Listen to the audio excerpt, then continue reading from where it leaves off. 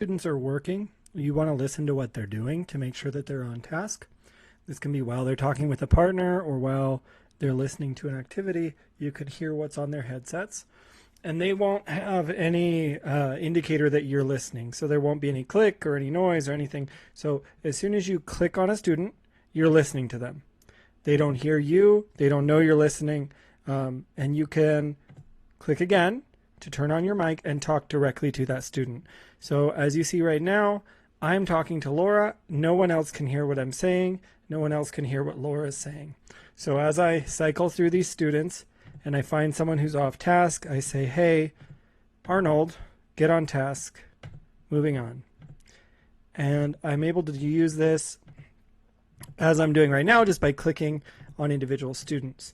If they're in pairs, you'll hear the pair. So as you click through, you talk to both of them. And let's say you need to talk to one kid about something specific while everyone else is listening to an audio. Well, you can just change what player they're on, like we did before. So even if they're not listening to a different audio, you just take Dawn, you put Dawn on another channel, and you say, hey, Dawn, I need to talk to you about your missing assignments.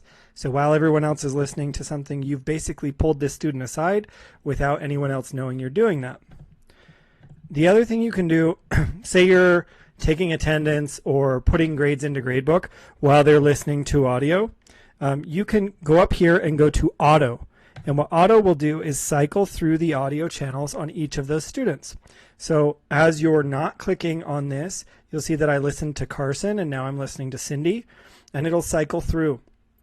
So you just basically are listening for speaking. Are they on task? Are they doing something? And then as soon as you hear that they're off task or don't hear anything, you just look over, see who it is, and you can stop the process and talk to that person.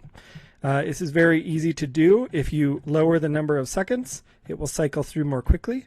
So you go to 2 seconds, for example, hit auto, and it'll do 2 seconds of each person while you're putting in attendance. So it's a way to monitor their progress without actually taking any time out to do it while you're multitasking. So again, you can click on a student to manually listen to them. They won't know.